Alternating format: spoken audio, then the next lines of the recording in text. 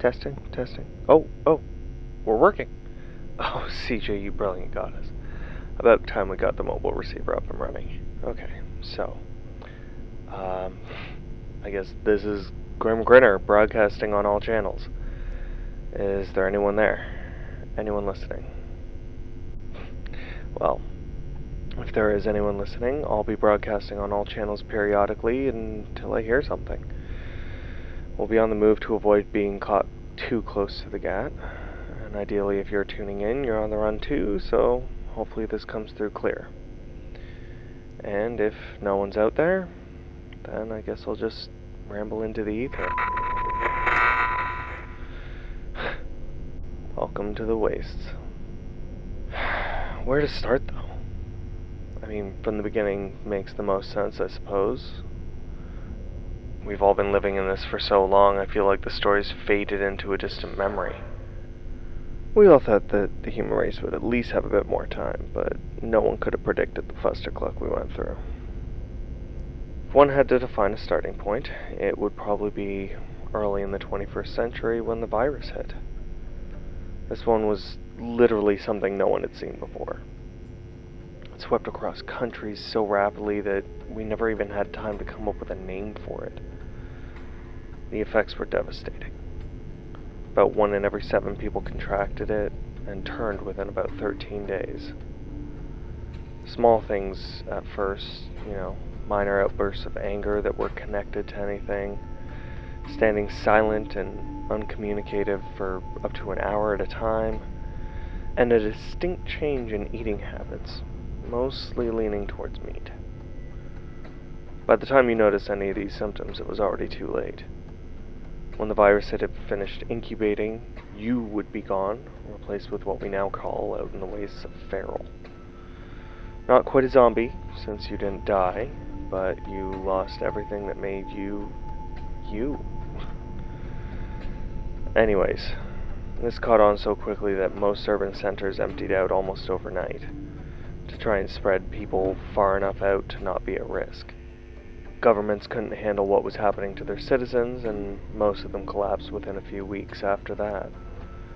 The few world leaders that didn't succumb to the riots locked themselves in bunkers and armed missiles. There were definitely a lot of people who saw this coming and had built up vaults, bunkers, and shelters for protection, gathering up friends and family and any other people they could find to hide out and wait for the end. Hell, there's probably still a lot of them out there that still don't even know that it never really ended. It all just changed. Big, catastrophic, nuclear fallout change, but, it's all the same in the end. In the wake of the devastation, corporations began to rise like cockroaches. Politicians had failed their people, but these new superpowers took up the mantle of helping rebuild. A few remaining major cities became havens for anyone willing to live under corporate rule, with new names like the GAT, formerly Toronto and the surrounding area. Almost no one remembers the original names for the companies that make these corporations up, or even what they may have sold in the old world. But there are those of us who know too well what they sell now. Safety, security, and freedom. Things we all thought we had in the old days. Lies from the mouths of people in suits without faces. Lies dependent on fear. Fear that without their walls and their weapons, we turn back to a time when family and friends would tear them to shreds, and everyone was a threat to everyone else. Yeah, there are still ferals out there, but they're different just as we all are. They've begun to learn and adapt. Some have even learned to work with the random raider camps to scavenge for food and resources. I mean, it's hard to fend off a pack of ferals breaking through one door while the raiders pick you off from a distance as you run out the other. Then they just come in and take anything left of value while the ferals pick your bones. But it's not all doom and gloom out there. There's hope. And it's growing fast as communities have started forming and fighting back against the corporations. It does sound a bit ridiculous, the idea of fighting against something that apparently just wants to keep you safe, but I mean, let's be honest. Since when has life ever been safe? Even before the waste, there were plagues, viruses, violence, war, corruption, all sorts of other horrible stuff that we all risked every single day. So, the things on that list have changed in name, but not in spirit. And choosing to still try and survive and live your life despite all that, that's real freedom. Not living under the thumb of some corporate entity that promises safety as long as you give them your compliance and deny the truth of the rest of the world. Anyways, to whoever may hear this, hopefully you can find a way to pass it on and continue telling the story. Whenever we can pause again, I'll be transmitting this out.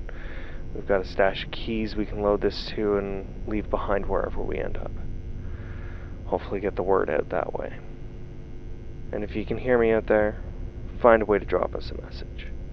Knowing there are others would really help boost the spirits. At any rate, this is Grimm Grinner, broadcasting on all channels, signing off.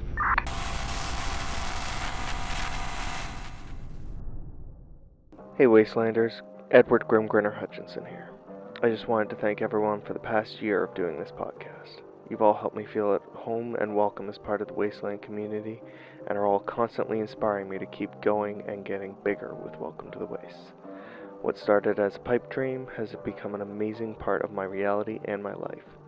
So thank you all very, very much. And don't forget, there's still plenty of merch available through my Buy Me a Coffee, and I hope to have shirts and maybe other branded items available very soon. Check out all the links to show your support via linktree.com/welcome to the wastes. See you in the wastes.